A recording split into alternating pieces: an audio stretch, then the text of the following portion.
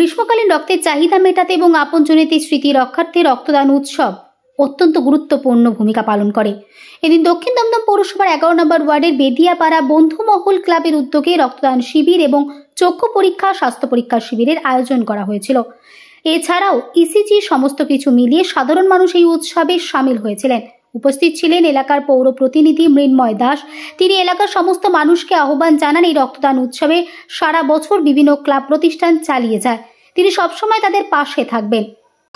এটা আমাদের খুবই দুঃখের সাথে আমরা জানাচ্ছি যে আমাদের বন্ধু দীপঙ্করের ডুবুলের স্মৃতির উদ্দেশ্যে আমরা রক্তদান শিবিরটা এবছর আমরা উৎসর্গীকৃত করেছি।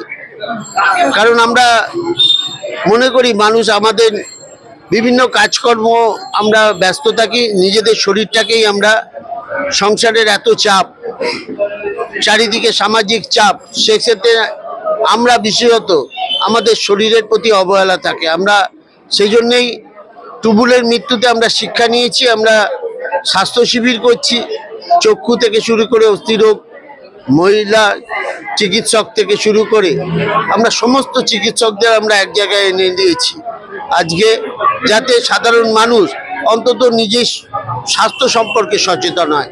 তাছাড়া আমাদের রক্তদান শিবির চলছে, ইতিমধ্যেই 100 জনের উপর রক্তদান দিয়েছে। আমরা রক্তদানে তো আমরা করবই, প্রতি বছর যেটা করি এবছরে করব। বন্ধুমহল ক্লাব বিভিন্ন সামাজিক এবং সাংস্কৃতিক অনুষ্ঠান করে। আমরা কালী পুজো করি, যেমন আমরা স্পোর্টস করি, যেমন আমরা নৈশ প্রহরী আমরা বন্ধুমহল ক্লাবের পক্ষ থেকে দিই।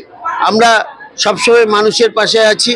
আমাদের বিধায়ক, রাজ্যের শিক্ষামন্ত্রী অধ্যাপক ব্রাত্য বসু এবং আমাদের সবার প্রিয় সাংসদ অধ্যাপক সৌগত রায় আমাদের মাথার উপর আছেন। বিভিন্ন ক্লাবের আমাদের সব কমিটিতেই আমাদের মামাটি মানুষের সৈনিকরা আছে।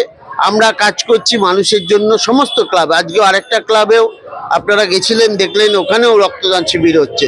বেদিয়াপাড়ায় একদিনে প্রতি রোববারই 2-3টে ক্লাব রক্তদান শিবির করে।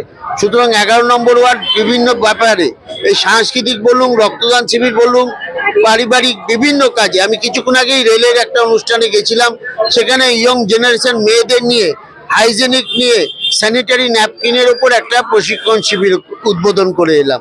সুতরাং বেদিয়াপাড়া 11 নম্বর ওয়ার্ডে আমরা সমস্ত সাংস্কৃতিক বলুন, আমরা একটা পারিবারিক মেলবন্ধনের ব্যবস্থা যুক্ত আছি। আমাদের সমস্ত ক্লাব আমরা একসাথে যুক্ত আছি। ক্লাব সংগঠন শক্তিশালী হলে চারণ সমাজ অনেক ভালো হয়। সেই জন্যই মমতা বন্দ্যোপাধ্যায় সমস্ত দুর্গাপুজো কমিটিকে অর্থ দেন। ক্লাবগুলোকে চাঙ্গা রাখলে তাদের সামাজিক অবক্ষয় থেকে আমরা বাঁচতে পারি। ধন্যবাদ। লাগছিল এই যে ব্লাড দেওয়া মানে আজকে প্রথম দিলে, তো সেই ক্ষেত্রে মানে কি বলবে, মানে প্রথম দিন ভয় লাগছিল?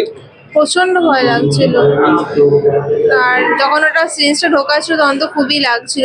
ফার্স্ট টাইম আরো বেশি নার্ভাস হয়ে যাচ্ছিলাম, বাট তাও দিয়েছি। কিন্তু এখন কি বলবে তুমি ব্লাড দেওয়ার পর? এখন যারা ব্লাড দিতে ভয় পায় তাদের কিন্তু কি বলবে? দেওয়াটা উচিত, সবার ক্ষেত্রে দেওয়াটা উচিত। ব্লাড ডোনেশনটা করা উচিত, মানে সমস্ত জায়গায়ও করা উচিত, আর যারা দিতে চায় না তাদেরকেও দেওয়াটা উচিত, কারণ এটা তো একটা ভালো কাজেই দেওয়া হচ্ছে না। তো তার জন্য যে আজ পর্যন্ত ব্লাড কোনোভাবে ঠিকভাবে তৈরি করা যায় না, একমাত্র মানুষের মাধ্যমেই সম্ভব যে ব্লাড।